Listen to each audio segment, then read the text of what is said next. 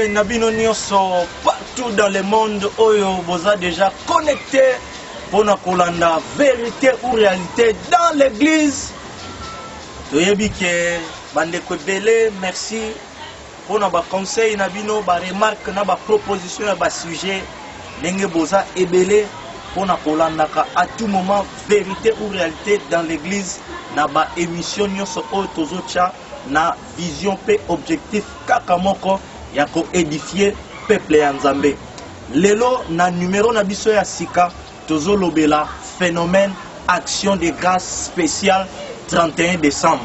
Comme d'habitude, biso tozo kitaka toujours sur le terrain. Na zong ici les sous. Je bénis le Seigneur pour cet homme de Dieu. Oyo azobanga te malgré ko chargé, ko pomper oyo toza ko pomper ba question. Maza toujours wana pour na ko édifier peuple ya Nzambe. Pourquoi? Parce que beaucoup d'hommes de Dieu bazokima émission oyo, mais Nzambe aza toujours na reste na ye.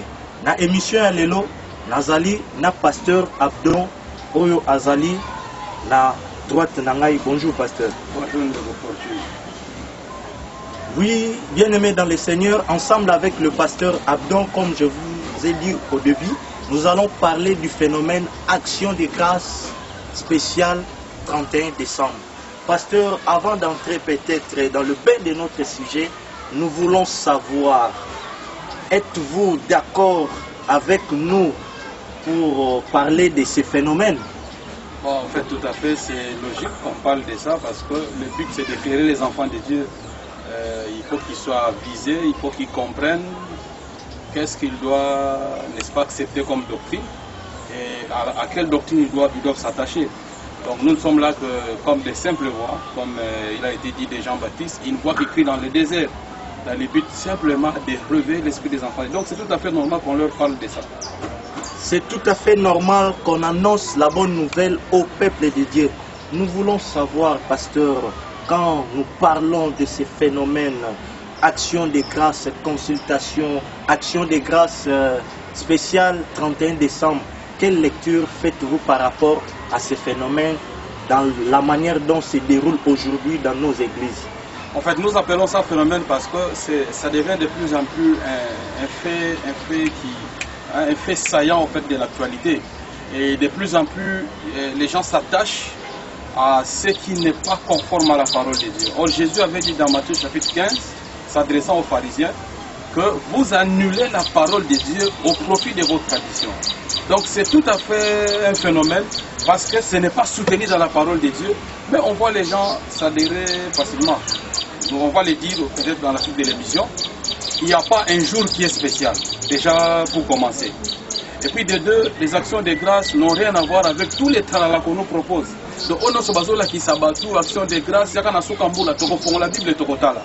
Action de grâce, c'est nini, et c'est ngeli kopé ça, mais la temps ou nini, maintenant il kopé ça, action de grâce. Mais pour le reste, et c'est ngeli, bateau bas à la près, il y a qu'on dit ma la Bible et l'on a biso.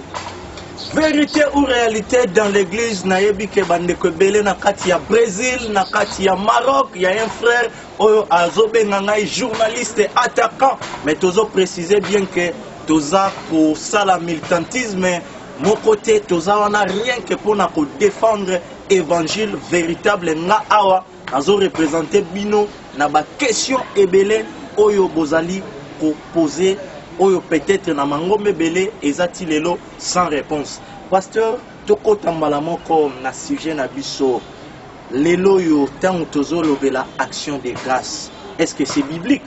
C'est tout à fait biblique, action de grâce, tu reçois Colossiens chapitre 4, verset 1er jusqu'au verset 3e. Maître, accordez à vos serviteurs ce qui est juste et équitable, sachant que vous avez, vous aussi, un maître dans les cieux. Persévérer dans la prière, y veillant avec action de grâce. Priez en même temps pour nous, afin que Dieu nous ouvre la porte de la parole pour annoncer les mystères de Christ à cause de qui je suis dans les chaînes et que je le fasse connaître comme il faut que j'en parle. Donc, d'entrée de jeu, tout le monde en déco. Paul, Azoïb Sabakli, soit à Colosse, était et Sengeli va persévérer quand na mabondeli. Et l'ikolo mabondeli wana et Sengeli va bakisa action de grâce topé matondi. action de grâce eza dissocié na prière te. Action de grâce eza moko ya mabondeli oba na nzambe basengeli kosala tiango nyonso, c'est-à-dire attitude ya reconnaissance o bazala ngo vis-à-vis ya nzambe na bango. Eza na période fixe te, mais ezali mukolo na mukolo, parce que quelque part pour le bisusu rendez continuellement grâce à Dieu. Donc action de grâce eza kofuta mbongo te, eza enveloppe te. J'aimerais déjà autour de tout à l'heure attaquant. Nous attaquons non pas pour nuire à quelqu'un, mais nous attaquons pour défendre la vérité. Parce que nous sommes confondre Makam. Tu vois, nous ne sommes pas là pour faire les végétariens. Nous n'avons pas besoin de ça. D'ailleurs, en Christ, nous sommes plus que les vedettes de ce monde. Tu vois, lui, il est star, nous sommes tous là représenter Christ. Donc, but n'a pas ces années. Tu vas te couper cette action de grâce, et ça couper ça dans le moteur, mais pas ensemble. Ça, c'est de un. De deux, couper cette action de grâce, et l'incoloba, qu'on sera toujours reconnaissant vis-à-vis de Dieu. Or, et ça, c'est là comme tu as coupé ça, il faut calmer le moral ensemble. Si ce n'est moteur, madame.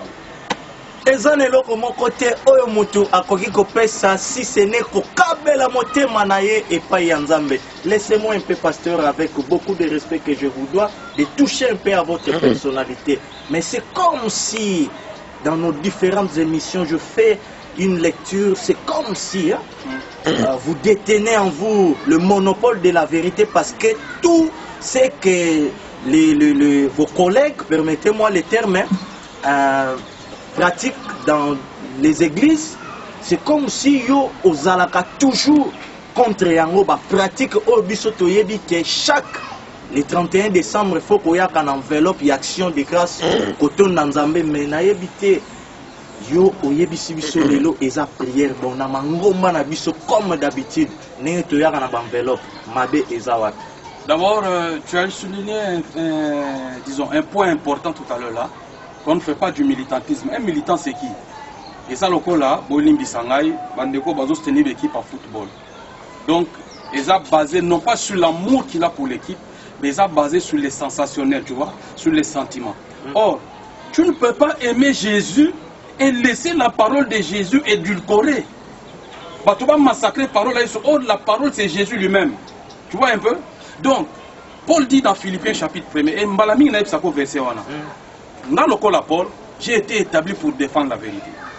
On ne détient pas les monopoles de la vérité. Pasteur. Bon, ok. Évoluer parce que aux autres défendre la vérité, mais vérité il y a yo et bimaronire ya sika pour onyos na mangoma na biso to salaka. C'est comme si vous allez contre yango. Mais ça clair ndeko. Ce qui ndeko moko Monica za na son de cloche mosusu. Ayat.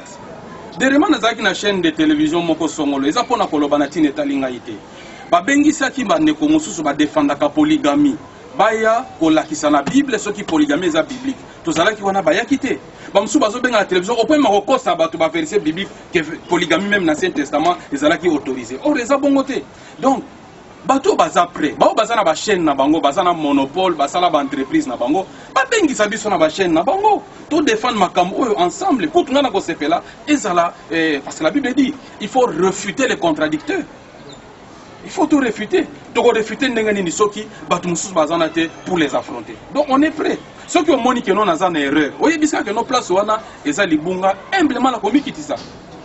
Mais yango nga na meki kozwa place na bango malgré bazo kima bazo lobaka kaka de loin bazo attaquer tout mais nga na zwana no place na bango. Lelo yo nenge basali ya Nzambe minene bazo sunga biso peuple ya Nzambe chaque le 31 décembre toyaka na action de grâce tozo bondela ko rendre grâce epai ya Nzambe oui mais nkolo abateli yo mbula mobimba le 31 décembre lokola eza nuit moko spécial oto mesana ko organiser ba veiller olobi ke naza reconnaissant envers Nzambe na ngai. Voilà pourquoi j'ai apporté cette enveloppe. Où est le mal? Olobi mosala Nzambe monene nazonga na Bible totala. Peut-être que les critères na biso ya kotala makambo eza ndenge moko na Biblia te. Ozomona nani Nzambe aza kobenga mosala na Nzambe monene. Matthieu chapitre 20 verset 26 kino verset 27. Mais il n'en doit pas être ainsi parmi vous. Au contraire, quiconque voudrait être grand parmi vous, qu'il soit votre serviteur. Donc un serviteur de Dieu oyaza grand eza oazo saela bandimi. Mais eza o bandimi bazo saela te. Déjà là ba onyo so monyo no so ba mitombola. La Bible dit aussi tout ce qui est élevé devant les hommes est une abomination devant Dieu. Ils ont une abomination liboso nzambe. Donc bato no so mitombo li baza lokola ba Eliab. Donc bateau baza apparemment aux hommes bango baza minene mais baza déjà rejeté frère tout le belango ndenge ya masekité nzamba si atie bango pemeni. C'est comme Samuel pleurait sur Saül mais Saül a déjà mis à part nzoka nzamba qui un petit David qui n'était même pas connu, tu vois un peu. Et puis des deux, et quiconque voudra être le premier entre vous, qu'il soit votre esclave. Tout n'a pas mon premier na nous sono yebi. Pas généreux nous sono boyebi. Ba homme à la langue brûlée. Or on ne doit pas être la langue brûlée, on doit être la langue exercée. Parce que Esaïe 50 Sangai, Dieu m'a donné une langue exercée pour édifier le peuple de Dieu. Tout n'a bango ceux qui baza prêt à cause la esclave à bandimi na bango. Yesu a ce kola qui m'a pour la bandimi na ye. C'est pourquoi il a montré que dans Jean chapitre 13 qu'il est grand. Mais bango bazo servir bango, bazo kumisa bango, bazo tombola bango, bazo lata ba photo na bango. En quoi ils sont grands? Ils sont grands par rapport au monde, mais pas devant le royaume de Dieu. Paul était grand, mais la Bible dit il était considéré, 1 Corinthiens chapitre 4, nous sommes considérés comme les rubis de la société. Mais tout na bango nous sommes na salaki musalo pour la salaki. Merci yo conformément à maloba na Nzambe. Nazane loka koloba te to lobela sikoyo phénomène na biso. Ngana fandelika kawana. O expliquer biso pasteur que action de grâce eza prière ya remerciement. Na reposer le sous question nanga. Mabe eza wapi na nuit le 31 décembre. Lokola ezalaka spécial tozo traverser année ya sika. Na ye ko tonna Nzambe na ngai au-delà ya ba oyo ekomata na motema nanga na compagnie yango na acte moko ya enveloppe kopesa moto na Nzambe. Le 31 décembre, le 25 décembre, ils ont mikolo bato ba poni poète bakumbi sa banzambe na bango. Ils ont la Bible été. Parce que Bible lobby, mon Christ soit sengeli ko se réjouir mon colonion. La Bible dit réjouissez-vous dans le Seigneur na Philippiens. Moutako se réjouir. Donc réjouissance c'est ça différent à plaisir. On va se réjouir, pourquoi? Parce que la joie de Christ est un fruit de l'esprit. Tu vois, comme nous sommes en Christ, nous avons la paix de Dieu, nous avons la joie de Dieu qui est en nous, et ça permet de surtout se là, même si ma caméra favorable était. Mais au batuba ici, et ça, contraire na parole. Donc, il faut Colossiens chapitre 2, Kotomona. Paul. Oui, na Colossiens, mais question na pasteur Ezali, Mabe Eza wapi? Mabe Ezali, parce que Eza la Bible était, et puis une Thomas Mokope, atikale koyebisa ecclésiate, et observer Mikoloana. Banui a percé na Bible ce qui te luki le 31 décembre ça n'a rien à voir. Déjà banda ko percé mukoni bakokoma. Année passée ezalaki année ko percé. Année autre année ko percé. Chaque année bakosa aka bato percé. Na suka mbula bosa eloko moke monanité. On autozela mbula oyo année accomplissement. On monte que c'est dimension bezali kamba foi. Mais quelle foi? Quand bango ba vivaka percé on a baton soit viva percé. Tanga passage. OK, Colossiens chapitre 2. Que personne donc ne vous condamne au sujet du manger ou du boire, ou au sujet d'un jour de fête, ou de nouvelles lunes, ou de sabbat. C'était l'ombre des choses qui devaient venir, mais le corps est en Christ. Donc Paul Azoloba Awa, Azolobela, Azakosa la référence, n'est-ce pas? N'a pas fait on est observé dans temps où il y a loi, selon Lévitique chapitre 23. Et puis, il y a comme ça, tu vas faire la erreur, et ça, quand il y a des calendriers, il y a calendrier à juif. Tu vois? Nous observons les calendriers grégoriens qui ont remplacé le calendrier julien. Et donc le pape Grégoire XIII qui en place le calendrier Oyo. Ça n'a rien à voir, n'est-ce pas, dans le calendrier où on a observé. Même si on a observé, les dates observées, ça correspond. Mais pour la lobinini, bafetwana ezalaki elilingi ya Christ. Lokola Christ asili koya, mutu asambisa bino te sengeli bomona mukolo oyo eleki mikolo mususu. Mutu moko azalate. Lelo tozomona nini? Bache poa likolo ya bato. Awa na suka mbula ya baisi mutu, na landaki moko mususu un des prédicateurs au bozo benga ba grand selon bino et non pas selon Dieu. Alobi, pour pesa action de grâce malamu, avant okoma na suka mbula, o chambongo pembeni male metina suka mbula, o sangisi mwa mbongo moko bien, o ko pambola mosel na Nzambe. Or suka mbula wana eza selon bato et non selon la Bible. Le 31 décembre des fins de l'année. Ça c'est selon les calendriers ya bato. C'est pas selon les calendriers juifs. On a déjà qu'il y a déjà un problème. Déjà même par rapport à la tradition, il y a un problème. Et puis des deux. Nani azala qui n'a base à constituer fête le 31 décembre. Tout comme le 25 décembre. Mais ils ont un concile, c'est-à-dire Masanga Batwande Kosangana. Sous l'inspiration de l'empereur Constantin, il y a qui mobomi l'église. Constantin.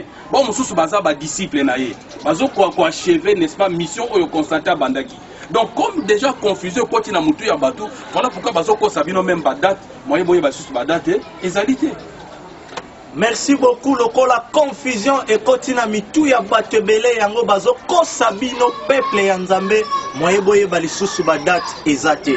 Vraiment na édition ya lelo na yebi ke eza show na kati ya Brésil na kati ya États-Unis partout na kati ya monde na France pe to bosani binote lelo tozawana parce que pasteur tozana posa afungola biso vérité par rapport ya phénomène autozolobela action de grâce spéciale 31 décembre. Pour vous pasteur, est-ce que dans la Bible il y a une date précise où un chrétien est obligé de rendre grâce à son Dieu par une enveloppe? C'est faux. D'abord, j'ai déjà dit, frère, et je le répète, avec véhémence, que l'action de grâce n'a rien à voir avec une enveloppe. L'action de grâce, c'est une prière de reconnaissance vis-à-vis de Dieu. Et si tu veux que j'aille loin, je vais même te dire aussi dans 1 Thessaloniciens chapitre 5, la Bible dit que... Mais il n'y a pas une date précise. Il n'y en a pas. La Bible dit que prier sans cesse. Comme l'action de grâce fait partie de la prière, donc c'est à tout moment que nous devons rendre grâce à Dieu. Il ne faut pas attendre un jour particulier. Il n'y a pas un jour spécial, il n'y en a pas dans la Bible. Non, la Bible permettez dit, par exemple le dimanche, c'est le jour du Seigneur. Ça n'a rien à foutre mon frère. Le dimanche c'est le jour où Constantin a mis en place, parce qu'il adorait ses dieux, son Dieu Mitra, le Dieu Soleil. Ça n'a rien à voir, ce n'est pas même le jour du Seigneur. Qui a dit que c'est le jour du Seigneur? Vous trouvez même que Jésus est ressuscité dimanche. Qui vous a dit ça? Si ressuscité dimanche, c'est que bon, ils disent vendredi saint. Or, le juif comptait les jours à partir, n'est-ce pas, du soir jusqu'à l'autre soir. Donc Jésus n'a pas fait 3 jours dans les tombeaux. Vous voyez que tout est basé sur le mensonge. C'est terrible, tout est basé sur le mensonge. Les théologiens, que dites-vous? Vérité ou réalité dans l'église, numéro yangwana.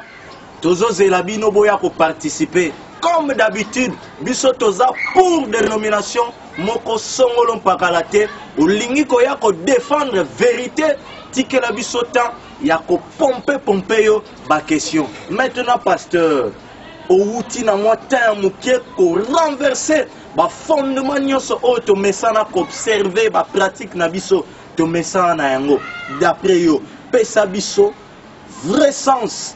Il y a action de grâce, il y a prière, il y a remerciement. Mais, bisoto zelara le 31 décembre, il y a une enveloppe. D'après eux, conformément à l'écriture, comment et quand un vrai chrétien a coquille rendre grâce et pas Yanzam. Ok, d'abord je veux préciser une chose. Yesuye moko, tango sekui, ake ko moni sa mai pa ba oyaye. Na ba recommandation atika ki atika la ba un jour moko spécial. Alors, non, le col à c'est quoi qui dimanche, c'est que vendredi saint, ils ont fondé. Parce que c'est là 3 jours, na c'est en Kunda. Vous comprenez? Alors, il peut être que nous bossons dimanche. C'est seulement une coïncidence. Oui, c'est seulement que nous dimanche, pour nous, nous sanini, ya ko sangana. Mais ça a un caractère spécial. Parce que autant que nous avons bandé ko sangana pe na bandaku, na mikolomo, la Bible dit ils persévéraient tous les jours dans les enseignements des apôtres et des prophètes. Tu vois? Alors maintenant le vrai sens, tu as dit tout à l'heure, le vrai sens de quoi, excusez-moi? Là où un chrétien peut adorer et comment? Un chrétien peut adorer en esprit, frère. Tout de suite au bangot. Pour adorer, tu n'as pas besoin d'aller quelque part. Jean chapitre 4. Tu dois adorer en esprit et en vérité. Et puis c'est pas une question. Il n'y a pas une période. Il n'y a pas de période, frère. Mais maintenant, je me moque même de ceux qui disent que non, pendant cette période, tu dois venir racheter ton temps, parce que, pas ton temps, en fait, tu vas venir racheter ta bénédiction, parce que c'est le temps où le diable, n'est-ce pas? Oui, c'est exactement. Mais c'est faux. Mais c'est faux, mais le diable opère tous les jours. D'ailleurs, je peux peut-être te surprendre. Mais ils sont assis avec ces diables dans leurs églises. Comment ils veulent combattre le diable seulement à la fin de l'année? Qui vous a dit ça? La Bible dit, soumettez-vous à Dieu. Résister au diable, il fera loin de vous. Or, se soumettre à Dieu signifie se soumettre à sa parole. Donc, tu crois que les gens qui ne sont pas soumis à la parole de Dieu, le diable n'est pas là. Le diable est avec eux. Donc, dès l'instant où vous vous écartez de la parole de Dieu, c'est-à-dire vous vous mettez sous la coupe du diable. Donc, ils sont déjà avec les diables. Et même les diables se moquent d'eux. Même les diables se moquent d'eux. En Afrique du Sud, maison IML Production, tu y habité. La vérité à boye, bananzambe belé, je crois que ba bishop, ba kokane la yo pasteur pour décembre yango ezobele maman, ba vérité yozo bimisa, maintenant ba revivre nenge. Je vais faire une déclaration prophétique hein. Moi na nzambe bato nyonso bazwaki nyongo na kombo na yo. Kolobaka ete mbongo yo kopesa ngo ba no futa ba nyongo wana. Na déclaré pe na prophétiser na komone so Christ bakosala ba mpiaka na l'église na bango. Ba enveloppe ko zonga ya pamba. Ça c'est d'abord de 1. Avec l'autorité de la parole que Dieu nous donne, pour zalaka tango so esclave ya batute. Déjà ba enveloppe na bozo passer na komone so Christ. Bo bazana poto bazo penga bino tinda mbongo na action de grâce, au lieu tinda mbongo na famille na bino batu ba sepela, il faut tondisa ka libunga pasteur, na za koyebi soka na komone so Christ, oko passer l'enveloppe wana. Ça c'est d'abord de 1. Et puis de 2, tous on a Luc chapitre 4. OK. Tanini yeso iko inauguré, aneni yeso iko inauguré. OK. Bible. Oyo boy décembre, fin de l'année, 31 décembre. Ça fait décembre été, ça fin de l'année. L'Esprit du Seigneur est sur moi. C'est pourquoi il m'a ouvert pour annoncer l'évangile aux pauvres. Il m'a envoyé pour guérir ceux qui ont le cœur brisé, pour publier la liberté aux captifs et le renouvellement de la vue aux aveugles, pour envoyer libres ceux qui sont dans l'oppression et pour publier l'année favorable du Seigneur. Alléluia. Ésaïe 61, verset 1, ils ont revenu dans le même verset. Ils sont pour publier année de grâce, année de faveur. Ils sont tous dans les années. Les années, le 1er janvier, le 31 décembre. Alléluia.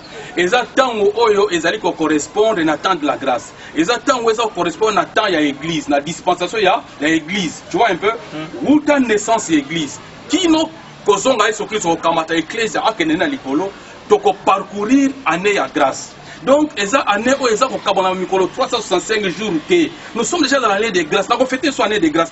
Permettez, pasteur, Menzambe Azanzambe a ordre, toza d'accord nayo calendrier otozo là le 1er janvier le 31 décembre na Bible ezate. Mais le Nzambe Azanzambe a ordre. Te lobi que par rapport à calendrier o ezo sungabiso awa présentement na se ya mabele toponi le 31 décembre. Le la journée moko spéciale. Pour te rendre grâce et pas Yanzambe. Bon, biso batu. Il faut tout sa volonté Yanzambe beya batu. Mais toza conduit par le Saint-Esprit, tu comme m'appelle innovation. OK. Non, écoutez, il n'y a pas d'innovation. La Bible dit toute écriture. J'aimerais que les enfants de Dieu l'entendent très bien et qu'ils le soulignent. Toute écriture est inspirée de Dieu. Elle est utile pour enseigner, corriger, mettre de l'ordre. Tu vois? Afin que, je veux même comprendre ça. Frère, vous savez, les gens ne comprennent même pas l'essence Yamakambo Bazako Sala. Toute l'écriture est divinement inspirée. Divinement inspirée. Ce n'est pas inspiré par un homme. Et utile pour enseigner, pour convaincre, pour corriger, pour former à la justice, afin que l'homme de Dieu soit accompli et propre à toute bonne œuvre. La parole de Dieu. La parole a été déjà communiquée. Inspiration est qui communiquer, révélation est qui communiquer. Notre rôle, c'est de rester dans la révélation qui nous a été communiquée et révélée par les apôtres. Donc, inventer le comme je suis désolé. La Bible dit celui qui ajoute, celui qui retranche, il sera aussi retranché. Donc, parole Yanzambe et kozala remise à jour. Parole Yanzambe et kozala revisité.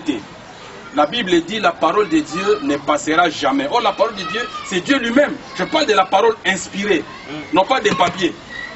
Tu vois, le message que Dieu a communiqué à son peuple. Donc, il y a un ça là, ils ont conduit Kondimanabiso. Mais ils ont mécanisme à batouté, ils ont philosophie à batouté. D'ailleurs, dans Colossiens, on a pour le lobby, que personne ne fasse de vous sa proie par des philosophies.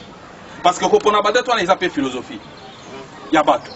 Mais ça, matin, ils ont voté dans la Bible. Eza badatu moko oyo ba pasteur ba poni le 31 décembre kolandisa na maloba ya pasteur Abdon na Bible ezalaka na yango te pasteur nga naza pour yote mais eloko naza kosepela na yango mwa muke parce que nyonso ozoloba ozozwa yango na Bible oza ko se référer na ba apôtre biso vérité ou réalité dans l'église toza wana pona ko comparer ba réalité na ba vérité. Maintenant tonito ye ba pasteur eloko nini muto esali ke lelo yo basali ya Nzambe ebele ba bima to koma biso lelo ba fidèle victime ya ba pratique oyo tozali ko observer lelo mingi na tina oyo etali ba enveloppe pona le 31 décembre. Yambo Torozon en Genèse chapitre 11. Tout a commencé là-bas. Tu vois, avec Tour de Babel. Confusion. Non pas nzokande makanisi wana ya satana ya kotambusa mokili na ndenge na ye, bien que tour de Babel ekufaki, mais makanisi wana ekufaki te. Il a mis en place le système babylonien. Le système babylonien wana eyai kozwa fondement ya makasi na empereur Constantin, notamment na 4e siècle. Il y a bandi vaza liboso to bengi le catholicisme romain. Les religion oya inventaki. Alobi est comme une religion d'état. Mutu nyonso lokwa ndezo zaga na ba parti mususu atoza libuma mama oza mwana ya parti wana. Ndepe bato akomaki. Olie moto abota mambota ma sika po kota na bokonza likolo, mais moto azako sala kaka adhésion intellectuelle. Tu vois? Déjà on est dans le 4e siècle. Pendant 12 siècles, l'église est prisonnière du système catholique. Donc il y a phase, il y a le catholicisme romain. 12 siècles, et ça, c'est quitté. Il y a 1200 ans. L'église est une forteresse, population forteresse. Une forteresse, n'est-ce pas, le catholicisme romain. D'accord? Et puis, dans le 16e siècle, avec réforme de Luther, on va mettre un peu, kozongi sabato nanzela, bazongi si Bible pas ya bato, mais na fonctionnement na bango, ba chanja ki ata mokete na etambuseli ya basango, ba remplacer sango ba tie pasteur titulaire. Na Bible eza nesika mokote oyo église etambusami na mutu moko ba bengi pasteur titulaire. Église ali ko tambusama na collège des anciens. Wana pe za makamsu to ko vérifier en kat na Bible. Même dans l'église ya Antioche, balobi ezaki na ba docteur na donc ezaki ba kebele. Ce n'est pas une seule personne. Et déjà, j'ai dit en passant, moi, ce n'est pas lui qui dirige l'église. Comme ça, je fais une vision, un visionnaire, il n'y en a pas. Aux âges Jézabel, il faut bon la monter. Et déjà là, tout ça, déjà dans le 16e siècle, déjà, mon système, moi, les Sanini, les Akokoba. Qui nous dit comme on attend Oyo? Et ça, là-bas évangélique, et ça, là-bas pentecôtiste, et ça, là-bas assemblée de Dieu, va porter à ta changement, mon côté. On ne soit pas fandi quand on quitte Oyo, catholicisme romain, Salaginini, et Batisaki. Qui toi, les Anini, le système babylonien. Maintenant, basel nanzambo balingi vérité. Tangu tozongi na fondement selon Ephésiens chapitre 2 verset 20, mité mesiman baloba no tobo tobunga kinzela senga tosanini tozonga. Mais bon baza sincère. Vous appelez l'homme du retour à la parole. Quel retour à la parole? Mais yo ceux qui besoin retourner la parole, comment vous en mais c'est du n'importe quoi. Comment on peut demander aux gens de retourner à la parole pendant que soi-même on ne vit pas la parole? Je ne sais pas ce que les gens appellent la parole. Bazo bengani ni parole. Mais ce sont des slogans. Il y a des gens qui apôtre moi, mi pesa qui surnom la Bible. Même temps, on va me dire Barnabas, oui, Joseph. Surnommé Barnabas, parce que c'est fils d'exhortation. Pour l'andissama, n'est-ce pas, dans Ngolu, ensemble, mais c'est qui titre, c'est qui fonction. De l'eau, l'homme de retour à la parole. Comment un homme de retour à la parole comme un mannequin? Est-ce que vous comprenez? Comment un homme de retour à la parole à présent équipe? Quelle parole? Soit des paroles là-bas. Bref, on a des parenthèses. Donc, on a que le système babylonien est ancré dans la carte Yabatou, et ça forteresse. On facilement. Maintenant, quand le Seigneur vient, la Bible dit lorsque le cœur se convertit au Seigneur, alléluia, dès qu'on est chapitre 3, le voile est ôté. Nous sommes transformés de gloire en gloire. Nous sommes transformés de gloire en bâtiment. Non. Cause la transformation de gloire cause la métamorphosée, c'est-à-dire que comme on a image il y a Christ. Tu vois, en ce moment-là, nous sommes éclairés. Et en ce moment-là, les écailles tombent de nos yeux. Nous ne sommes plus les enfants des ténèbres, nous sommes maintenant les enfants de lumière. Et en ce moment-là, la Bible dit, Christ nous a franchis pour la liberté, pour proclamer cette liberté, pour dire aux enfants de Dieu qu'ils doivent se libérer de ces hommes et de ces femmes qui font d'eux, n'est-ce pas, leur proie facile, qui doivent se libérer de tous ces escrocs qui sont rentrés dans l'église, qui doivent se libérer, n'est-ce pas, de tous ces renards qui sont rentrés, n'est-ce pas, dans la vigne. Tu vois un peu. Alors, pour que le peuple de Dieu soit délivré, il faut l'action puissante de l'Esprit de Dieu. Il faut le ministère de restauration, le ministère d'Élie. Alléluia. Donc c'est le temps où le Seigneur est en train de susciter des voix prophétiques, si et là, pour ramener le peuple de Dieu sur le droit chemin. Parce que tous ces gens à qui le Seigneur a confié la mission, ils ont déçu le maître. Ils ont divorcé avec le Seigneur. Voilà pourquoi le Seigneur cherche des hommes de rien. La Bible dit, de la bouche de ceux qui sont à la mamelle, Dieu a fondé la gloire. De la bouche de ceux qui balbutient, Dieu proclame la vérité. Tu n'as pas besoin d'aller à l'école théologique. Tu n'as pas besoin de maîtriser le français. Tu as besoin seulement d'être en intimité avec l'époux. Tu n'as pas besoin d'aller dans une école théologie. Le problème, c'est d'être connecté à l'Esprit Saint.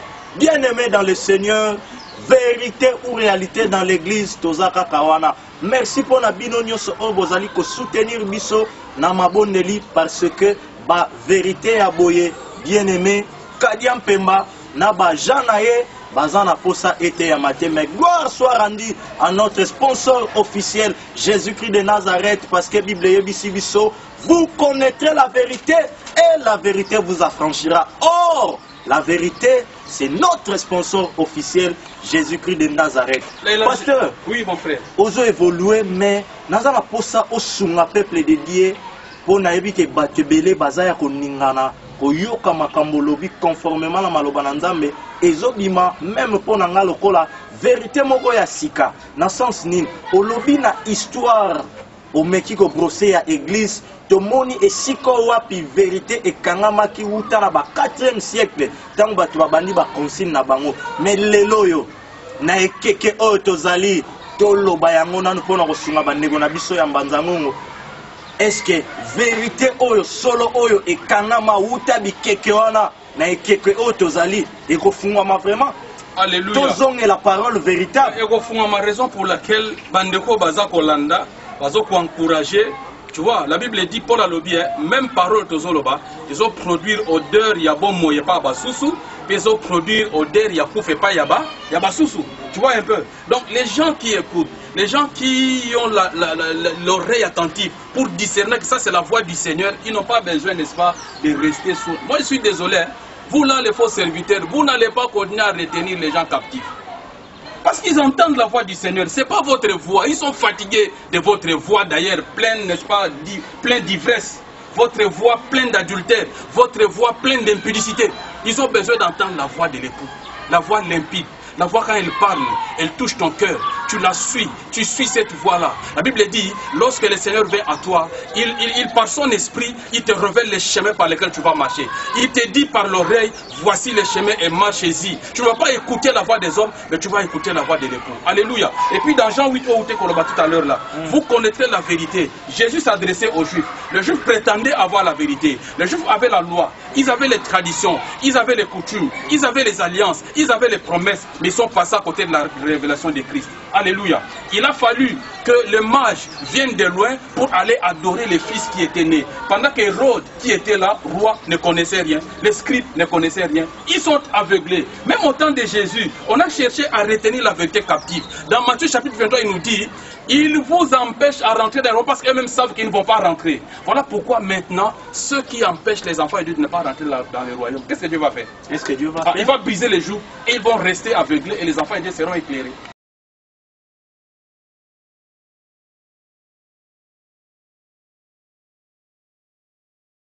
C'est ça la bonne nouvelle pour eux.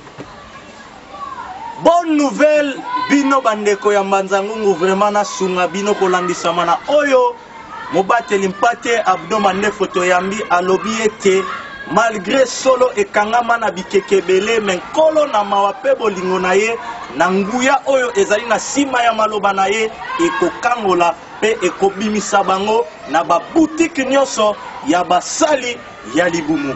Pasteur, aujourd'hui beaucoup de gens, il y a pas mal de gens qui ne veulent plus fréquenter les églises à cause de vous, soi-disant les serviteurs de Dieu d'une manière générale. Tout simplement parce que vous avez exagéré. Na oyo etali mbongo. Les lobos komi na bo frane moko multiplié enveloppe bandeko baza d'accord. Les loyo to komi na bo frane ya grossesse. Tozala mosala nzambe moko na ville province ya Kinshasa, précisément na municipalité ya Njili na quartier 10. Babengaka ye mbikudi dia mvimpa. Epa na ye toza na offrande ya grossesse. Toza na offrande ya présence oyo ezake tango koti oche kitunga. Omoni kitunga ya offrande ya présence oche mbongo na yo.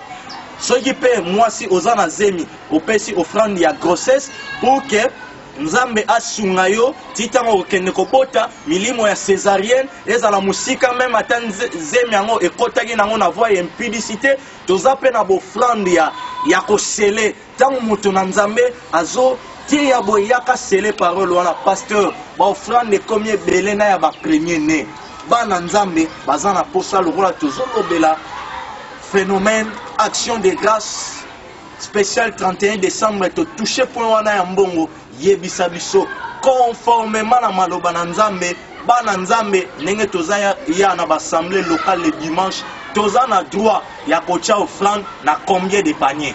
D'abord, je n'ai ça. Yo ibisinga tout à l'heure, yo monaka yo tout ça na monopole la vérité.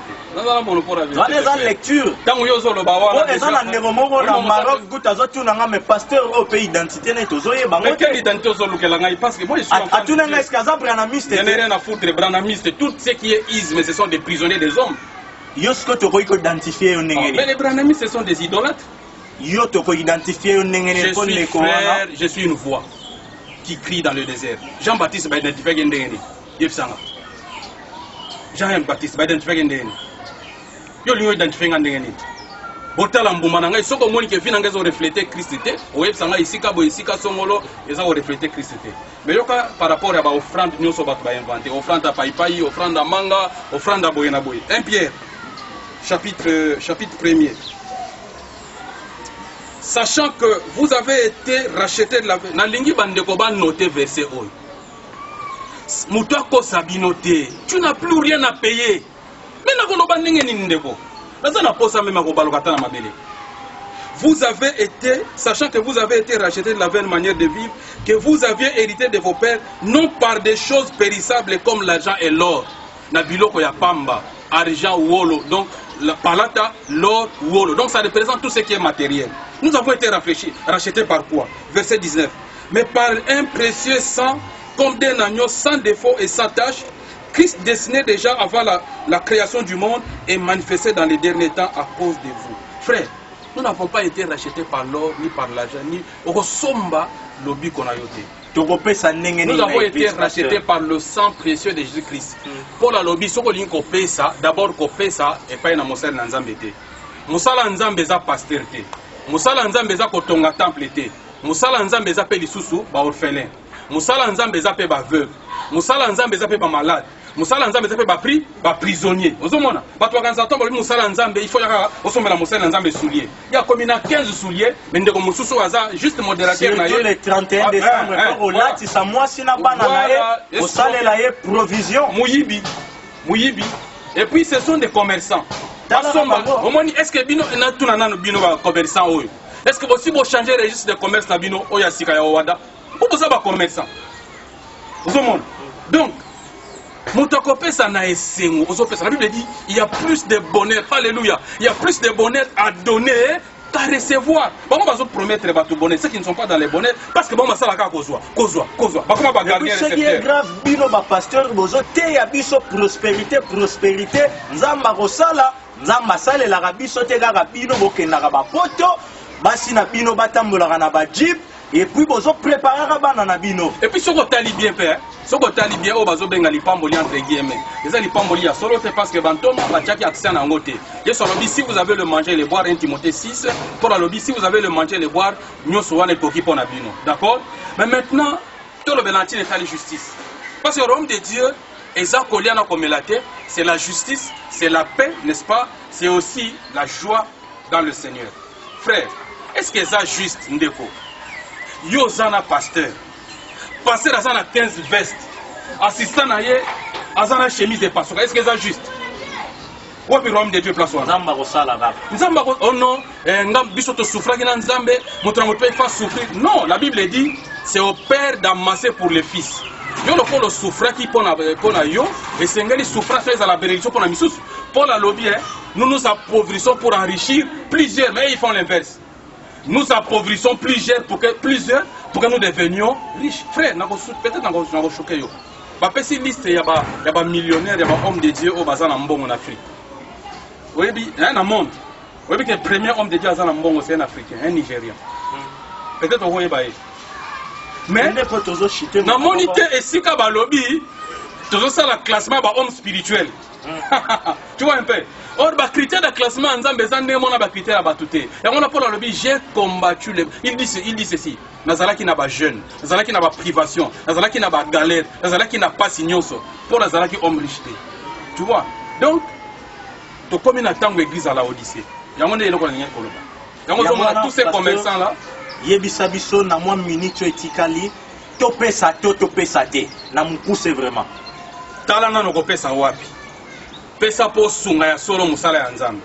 Mosali na nzambe aza kobanga nzambe et non pas mosali na nzambe aza cupide égoïste oazo taelaka libumu na ye kosunga mosala na nzambe eza mpe kosunga bapauvre nzambe oyo kotia oyo na motema osoutenir par exemple nalobi teke basala bongo par exemple soutenir émission oyo tu donnes pour l'œuvre de Dieu tu vois mais kopesa te mpona kokumisa mpo kaka moto akee liboso et puis basekaka bino mpe en plus bino topesaka ye mbongo na bino metango koya ça c'est telle veste, telle chaussure, après c'est griffe. Yebisanga fin lin au tokolata likolo. Les années mona ba griffe nous présenter sikoyo. Mbongo ndeza bango. Lio ko rendre compte na bato ba pesa ko mbongo, ozo ko chola bango. Nazana jet, nazana boy. Yo tango utenge pa na bino na mboka na bino kuna. Oyaki na mbongo. Si yo ko na mbongo tango yo bande église. Mais Rosaï Lanzambe ze elengi. Rosaï Lanzambe ze elengi na ba escroc. Rosaï Lanzambe za na passe. La Bible dit dans Actes chapitre 14 verset 22. C'est avec beaucoup de tribulations que nous allons hériter le royaume de Dieu. Et ça passe. C'est avec beaucoup de tribulations que nous allons hériter le royaume des cieux. Malamoko pasteur Tozo Chité pour ingénieur du 26 Simai. Oyo Azali vraiment la tête. Il y a grande équipe. Il y a Hop Info multi-service na presse mobile na yango. Azo Salabiso Chine Sine plutôt. Poto Chité na émission na biso. Na yebi na sali na yo mwa ba émission belé.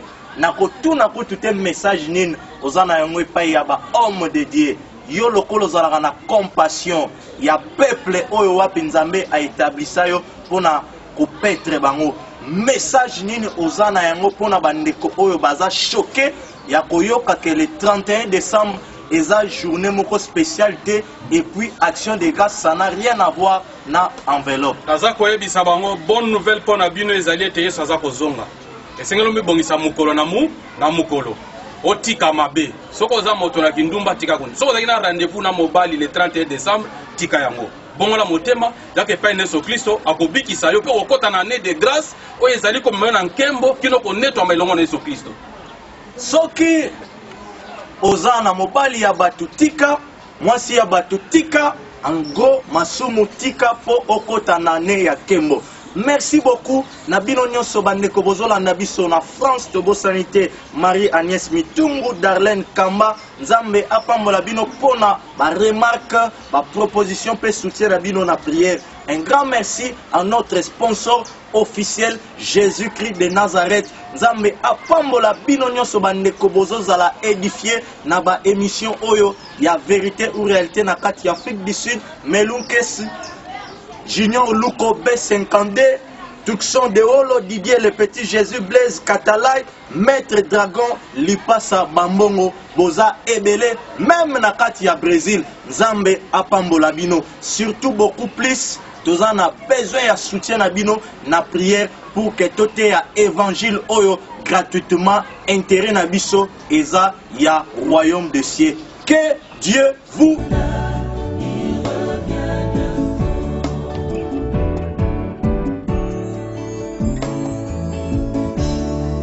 Jésus a dit, je m'en